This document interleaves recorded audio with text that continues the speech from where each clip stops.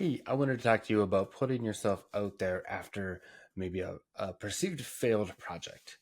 And back in 2015, I wrote and illustrated my third children's book called Explorasaurus ABCs. And if I felt like it didn't do as well as my first two books, and I felt like it just was a failed project overall.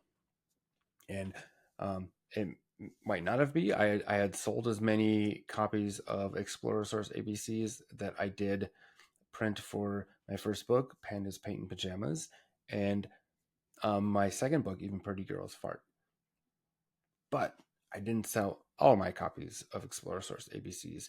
In fact, I went bigger and printed a lot more copies of the book, so I got stuck with a lot of books that didn't sell, even though I sold just as many as before. And that kind of felt like I failed at this. And I think part of the reason why I didn't sell as well was the title. I think a lot of people maybe thought it was a little bit geared towards younger kids, and it was just an alphabet book, even though it was dinosaurs and it had really cool information and infographics showing that information, like how big they were, what they ate, where they lived, when they lived, and it had really cool alliterations. The dinosaurs are out there doing things like snowboarding and using a toboggan, playing violins, stuff dinosaurs can't do.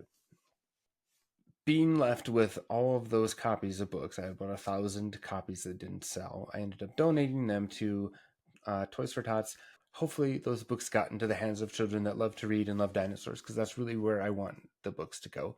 I know that if just one kid is more inspired to read or draw or create, then I think my books did succeed, even though it still felt like a big failure.